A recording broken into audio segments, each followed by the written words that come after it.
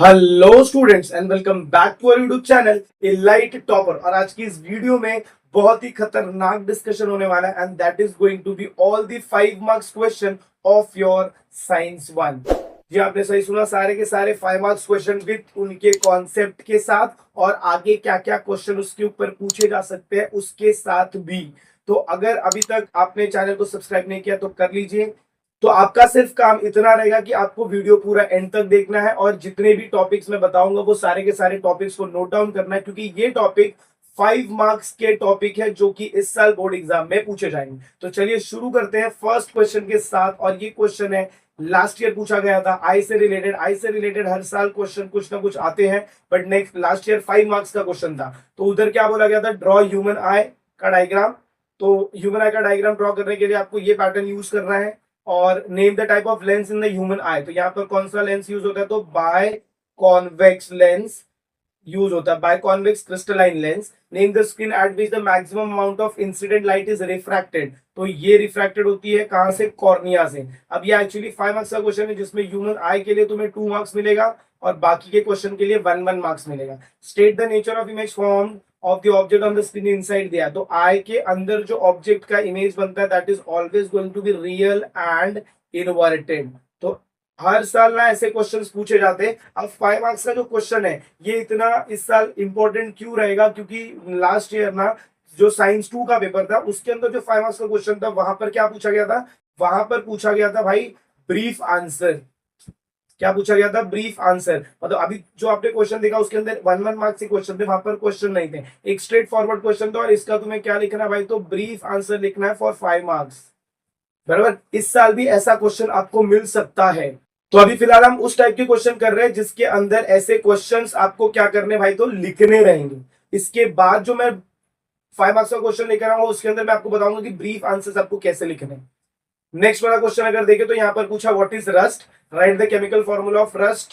फिर उसके बाद right the reaction of oxidation. तो सबसे पहले केमिकल फॉर्मूला लिख लेते हैं। इसका जो केमिकल फॉर्मूला होगा वो होगा Fe2O3.H2O। Oxidation of iron at anode, anode पे ये रिएक्शन हो रहा है तो ये आपको लिखना है। कैथोड पे कौन सा रिएक्शन हो रहा है, ये वाला रिएक्शन, तो ये रिएक्शन आपको इधर लिखना है। अब बचा दो question, what is rust and corrosion. इसके लिए हमें क्या करना पड़ेगा, इसके लिए हमें चलना पड़ेगा टेक्स्ट बुक पर। तो देखिए जब हम टेक्स्ट बुक पे एंट्री लेंगे तो यहाँ पर सबसे फर्स्ट आपको दिखेगा व्हाट इज रस्ट। देखो इधर दिया है, अ reddish certain reddish colored solid layer collect on the metallic surface, this layer is called as rust, its chemical formula Fe2O3.XH2O। ये हो गया। और दूसरा तुम्हें अभी देर देखो रिएक्शंस भी लिख के दिया है, इसी के ऊपर आपको 5 मार्क्स का क्वेश्चन बना के दिया। और लास्ट में यहाँ पर आपको पूछा देखो, due to various components of atmosphere, एक मिनट इसको हम ब्लू येलो से मार्क कर लो, हाईलाइटर यूज करते हैं। Due to various components of atmosphere oxidation of metal takes place consequently resulting in their damage, this is called corrosion. That's it. ये corrosion का आपको क्या लिखना रहेगा, डेफिनेशन लिखना रहेगा। तो आई होप आपको ये क्वेश्चन समझ में आ रहेगा कि ये क्वेश्चन को आपको कैसे अटेम्प्ट करना है। एग्जाम में क्या होगा ना, डायग्राम तुम्हें सेम देंगे, डायग्राम आपका सेम होगा, बट क्वेश्चन जो पूछेंगे ना वो अलग तरीके से क्वेश्चन पूछेंगे। चलिए नेक्स्ट क्वेश्चन देखते हैं, that is related to with the help of neat level diagram explain a rainbow is the combined effect of refraction. तो इसके लिए आपको क्या करना है, सबसे पहले ये रेनबो का डायग्राम ड्रॉ करना है। डायग्राम ड्रॉ करने के बाद यहां पर इसको आपको एक्सप्लेन भी करना है फॉर 5 मार्क्स। तो यहां से आपको क्या करने हैं, पॉइंटर्स उठाने हैं, यहां से आपको पॉइंट्स बनाना है। जैसे rainbow is the beautiful phenomena, it is the combined effect of various number of natural process, it is the, तो ये सेकंड पॉइंट नहीं लिखना है, आगे दिया it is the combined effect of dispersion refraction and total internal. ये हो गया आपका बेसिक इंट्रोडक्शन। इसके बाद फिर आपको वर्किंग, वर्किंग यहां से शुरू होगा और यहां तक जाए। नेक्स्ट क्वेश्चन पे मूव करोगे तो क्या बोला, देखो draw a diagram for draw a diagram for esterification, label diagram for esterification reaction, molecular formula of ester, property of ester and uses of ester. तो मॉलिक्यूलर फॉर्मूला ऑफ एस्टर की बात करेंगे तो फॉर्मूला होता है R C double bond O, फिर single bond O, वापिस R, इसको बोलते हैं molecular formula of ester. Property of ester की अगर आप बात करोगे तो इसके लिए मैं यहाँ पर लिखवाता हूँ प्रॉपर्टी यूजेज और रिएक्शन। इसके लिए हमें देखना पड़ेगा टेक्स्ट बुक का पैराग्राफ। चलिए देखिए, जब आप टेक्स्ट बुक का पैराग्राफ देखेंगे तो यहाँ पर एस्टेरिफिकेशन रिएक्शन दिया है और इसके साथ साथ ये डायग्राम दिया है। ये डायग्राम आपको एग्जाम में ड्रॉ करना पड़ेगा। उसके साथ साथ आपको यहाँ पर बोला देखो ester have a sweet odour, ester का ऑर्डर कैसा रहता है, स्वीट, तो ये इसकी प्रॉपर्टी में एंट्री होगी, प्रॉपर्टी में आएगा। और esters are used for making fragrance and flavouring agent, ये इसका क्या हो जाएगा, यूजेस में आएगा। किसमें आएगा भाई, तो यूजेस में आएगा। और ये किसके लिए यूज होता है, to make soap, saponification process में भी एस्टर को यूज किया जाता है। तो यहां से ये क्वेश्चन आपको लिखना है। चलो नेक्स्ट क्वेश्चन आप देखोगे तो ये क्वेश्चन आपको सबको याद रहेगा कि ये कौन सा क्वेश्चन है। ये देखने से हम इसको समझ जाते हैं कि ये कौन सा क्वेश्चन है भाई, तो जनरेटर का क्वेश्चन है। अगर यहां पर सपोज आपको ऐसा दिया रहता तो वो कौन सा क्वेश्चन होता, तो वो मोटर का क्वेश्चन था, इलेक्ट्रिक मोटर। बट ये क्या है, electric generator. Identify the above diagram, electric generator, congratulation, 1 marks मिल चुके हैं। Write the principle on which the above appliance work, ये कौन से प्रिंसिपल पे वर्क करता है, it works on a principle in which mechanical energy, sorry mechanical energy नहीं, इलेक्ट्रिकल एनर्जी, नहीं मैकेनिकल, बराबर, mechanical energy is converted into electrical energy, ये इसका क्या हो जाएगा, प्रिंसिपल। तो क्या लिखोगे, the principal of the electric generator is a instrument which works which takes mechanical energy and convert that mechanical energy into electrical energy. Write the working of the above appliances, अब working के लिए आपको textbook से लिखना पड़ेगा working. And write the use of above appliances, ये कहां पर यूज होता है, to generate electricity. Next question अगर आप चेक करोगे तो ये क्वेश्चन में क्या बोला है, ये क्वेश्चन में आपको सबसे पहले पूछा है सैचुरेटेड और फिर आपको पूछा है अनसैचुरेटेड। देख भाई, जब हम सैचुरेटेड की बात करते हैं और अनसैचुरेटेड की बात करते हैं, सैचुरेटेड में कार्बन कार्बन के बीच में सिंगल बॉन्ड होता है और अनसैचुरेटेड में कार्बन कार्बन के बीच में या तो डबल बॉन्ड होगा या तो ट्रिपल बॉन्ड होगा। सिंगल बॉन्ड या तो डबल बॉन्ड या तो ट्रिपल बॉन्ड, अगर सिंगल बॉन्ड है तो सैचुरेटेड, डबल बॉन्ड है और ट्रिपल बॉन्ड है तो अनसैचुरेटेड। तो यहाँ पर अगर मैं डायग्राम देखूंगा तो ये जो मेरा फर्स्ट है, इधर सिंगल बॉन्ड दिख रहा है, मतलब ये मेरा कौन सा हाइड्रोकार्बन, सैचुरेटेड। इधर डबल बॉन्ड दिख रहा है, मतलब ये कौन सा हाइड्रोकार्बन, तो अनसैचुरेटेड हाइड्रोकार्बन। तो फर्स्ट का क्वेश्चन समझ में आ गया। फिर आपको बोला draw electron dot structure. Electron dot structure simply कैसे कैसे ड्रॉ करेंगे, देखो फटाफट बता देता हूँ, बट इसके ऊपर मैंने वीडियो अपलोड करके रखा है, डिटेल में देखना है तो वहां से भी देख सकते हैं। अब ये है मेरा कार्बन, ये भी है मेरा कार्बन, कार्बन के 4 बॉन्ड, 1 2 3 4, 1 2 3 4। इसके साथ साथ मेरा नेक्स्ट किसकी एंट्री होती है, हाइड्रोजन। इधर एक हाइड्रोजन, एक बॉन्ड, इधर एक हाइड्रोजन, एक बॉन्ड, इधर एक हाइड्रोजन, एक bond, again 1 hydrogen single bond, hydrogen single bond, hydrogen single bond. अब हमें क्या करना है, सिंपली इनके सर्कल्स बनाने। ये एक सर्कल, 2 सर्कल, इधर बनेगा, इधर बनेगा, इधर बनेगा, इधर बनेगा। अब ये कार्बन पहले ये सारे इलेक्ट्रॉन्स के साथ सर्कल बनाएगा और फिर ये वाला कार्बन जो ये सारे इलेक्ट्रॉन के साथ सर्कल बनाएगा, ऐसे।